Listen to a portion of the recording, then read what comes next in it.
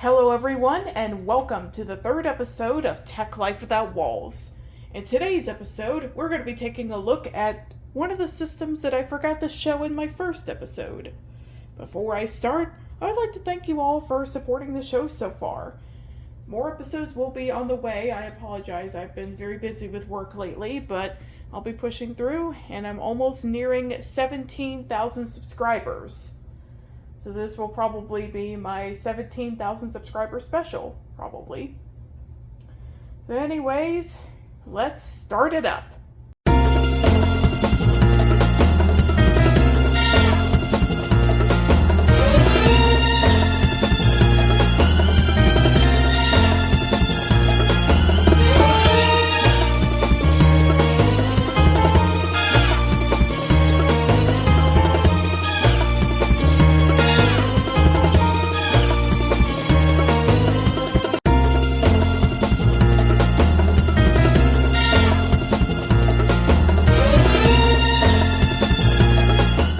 Here's the specifications of the system. This has a 8-bit motherboard in it. I forget the model number at the moment. It has a 400 megahertz Intel Celeron. It's a socket 370. It has a Intel graphics card, has a sound card of some kind, and it has an old Linksys network card. And over here I have a newer DVD drive, as well as a 240 gigabyte SSD using a couple of the IDE to SATA adapters. And what's currently loaded on the system, well, you'll see as soon as I plug it in and turn it on. Okay, I got it all hooked up, so now I'm going to turn it on. And I need to flick the switch on the power supply. Hold on for just 1 second. I figured out why this computer was having trouble booting up. I did some troubleshooting off camera and I determined that it was this video card that was not working. This is Paradise on it and it has a Intel chip, VGA only, and it's AGP. Probably is related to the Paradise Graphics Corporation, which was originally the graphics chip division of Western Digital. So what I did was I took out this Matrox Millennium you see here from that system over there, put it in here, and it works just fine. I did some research onto this card, and this is a Intel 740, which was manufactured around 1998. This was Intel's first discrete graphics card, dedicated graphics card. And it was a commercial failure, and after this card was released, Intel would just make integrated graphics chipsets until they released the ARC series back in 2022. I went ahead and replaced it, like I said in the previous clip, with a Matrox Millennium I pulled out of another system. So I'm going to set up the keyboard and mouse and turn this thing on, and let's hope everything works. I have it booted up right now, and it sounds like a lawnmower, so we have a lawnmower built into this thing. I might have to do something with its CPU cooler. It's not a good noise. It's not a good sign. I need to boot off the drive.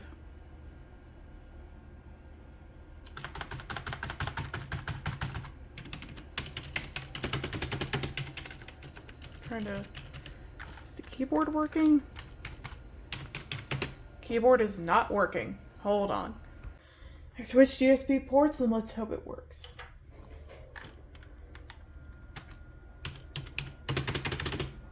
Yeah, something is not right here. Let me see if I can fetch another keyboard. It's weird. I was able to get into the BIOS. So I don't know what's up with it. It's weird. So I don't know.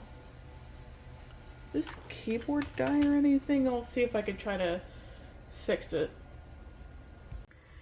I got this old HP PS2 keyboard hooked up, and let's see if it works.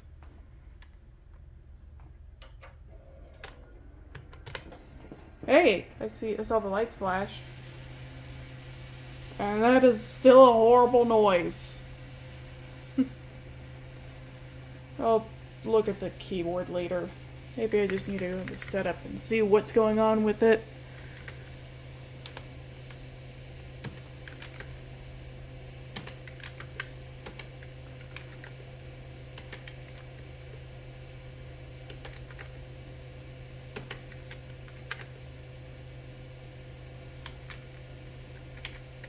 That's the problem.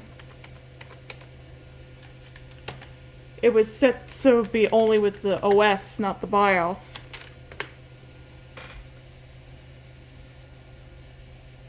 I just have a PS2 keyboard with this.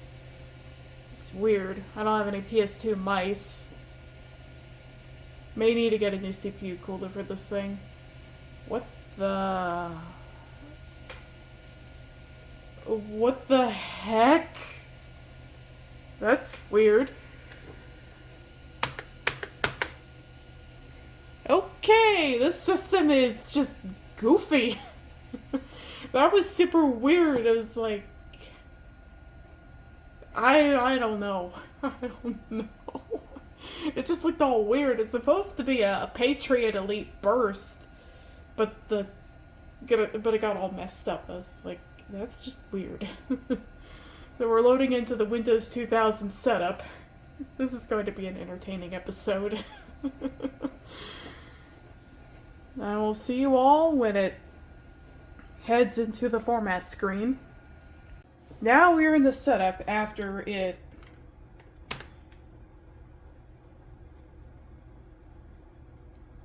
What? What?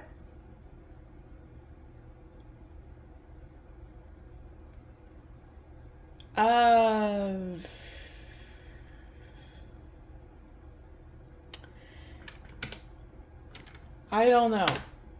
I really don't know. It's like there is a hard drive in there, so I'm gonna have to... Yeah, I'm gonna have to do a reboot.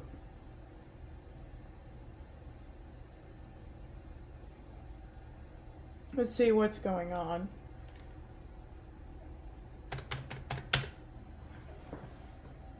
This is going to be quite an adventure. I'm going to title this episode The Rust Bucket Experience, because I like to call this thing the Rust Bucket because on the inside it's very old and rusty, and I'm surprised this thing still works despite it being in such rough shape. They don't make them like they used to. They really don't.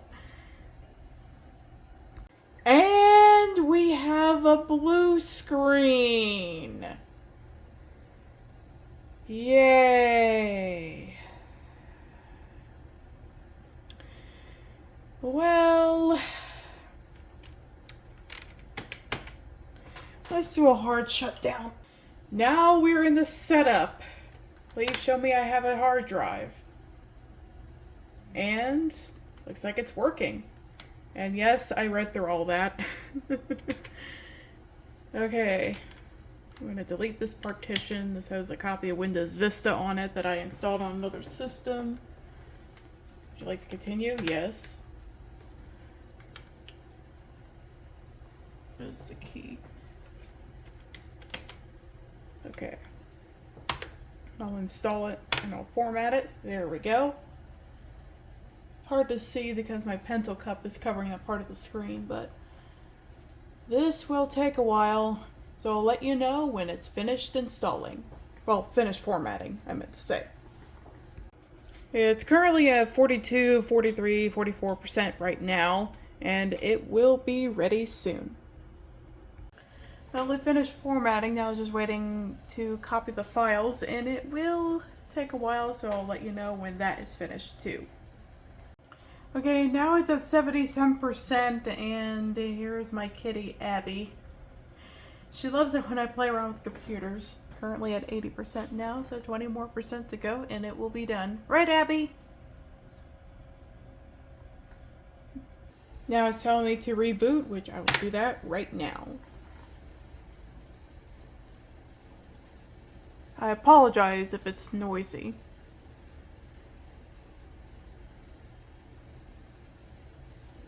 Now it's saying the correct value. It was had like a weird had like weird typos, and I don't know what's up with this system, and it has a bit of a character to it. So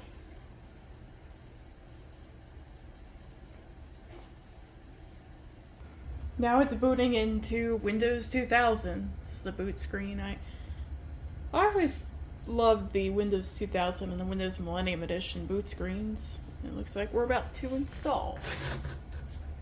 The mouse works. Please wait. We'll just need to wait for the installer to open up. And it's installing devices, which will take a while. I can still move the mouse. It'll get there. Regional settings. Now, of course, I live in the United States. And for the name, I'll just type in Captain Uzume. And I'll just type in... I'll just type in my YouTube channel name. Now to type in the key. Now as for the computer name, I'm just going to name it Rust Bucket, because that's what I like to call this system. And no, I'm not in the Pacific time zone, I'm in the Eastern time. It's probably going to detect like the old, like the network card that's in this thing. I don't have a network cable hooked up to this thing.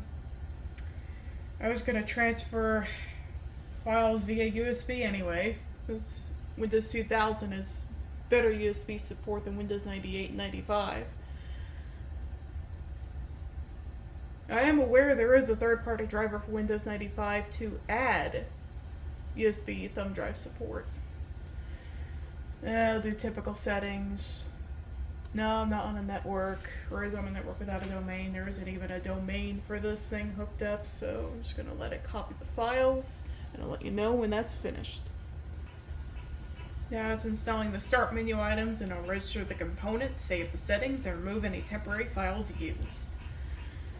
Probably just going to record this section, because it's not going to take very long at all to finalize the installation.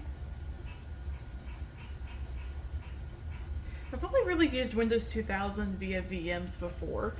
I remember my late grandmother, she had a computer that ran Windows Millennium Edition, and that's another Windows version I want to take a look at on this channel if I have any working boot disks. I have working floppy drives, but I don't have any working floppy disks, so Windows 9X will have to come at a later date. Let me move this out of the way just so you can see the monitor better. I've had this Acer monitor for about 6 years. I got it as a Prime Day special back in 2018. Works pretty well as a secondary monitor. It's what I use for my other computers. It has HDMI, excuse me, and VGA inputs. So I can use it with a variety of different systems that I have. I also have a smaller Acer monitor that's a little bit older than this one, but it has VGA and DVI only, so I also use that for other systems as well. Probably going to take a little longer than expected, so I'll see you all when this is finished. It's almost done. It's just registering a lot of components. Might need to get a new case for this thing, or try to clean it up the best I can. It's very rusty, and like I mentioned before, but it still works. Now we have finished the setup, and I'm going to take the disk out of the drive and restart again.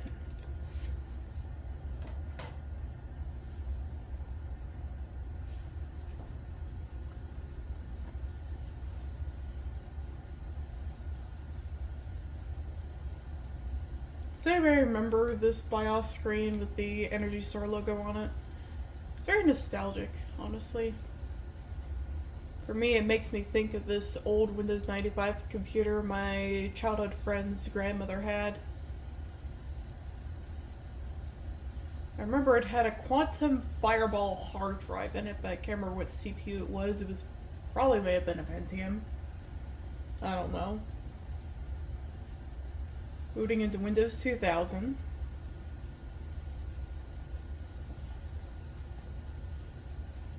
Okay, that needs to be adjusted. Looks like it picked up the graphics card, but it's like off center. Network identification wizard. Yeah, I'll set a password.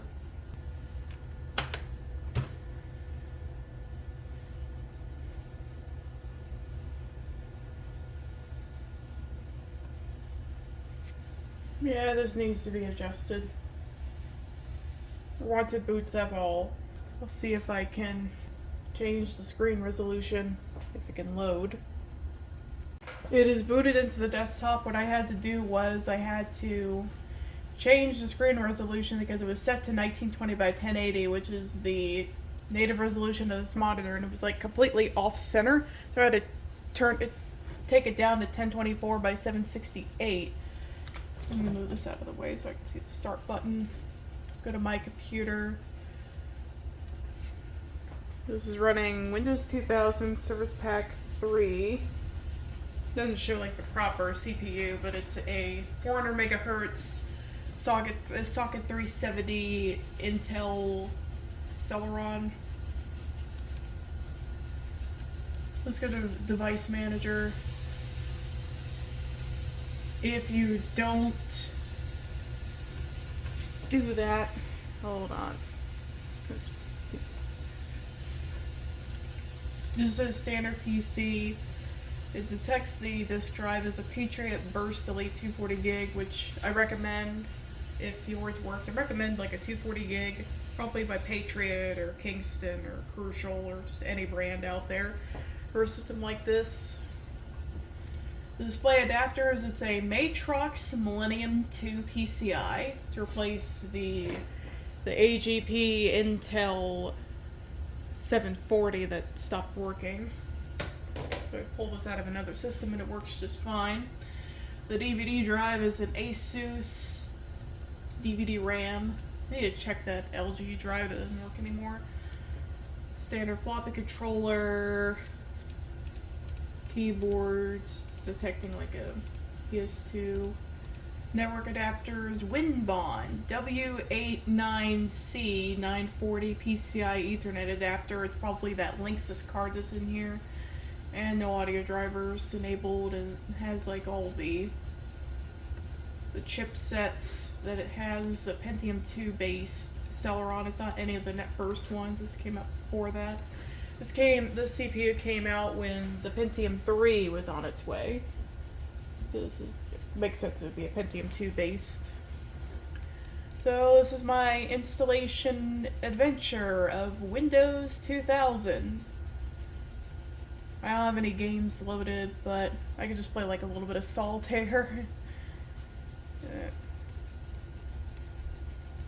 Look at that. Oh.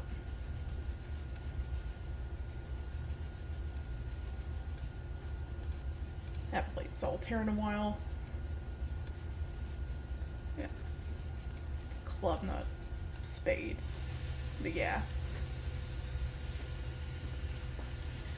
I will add some games to this down the road, but I hope you all enjoy this video of me installing Windows 2000 on the Rust Bucket, and this will show up in another episode. So stay tuned, and cheers loves!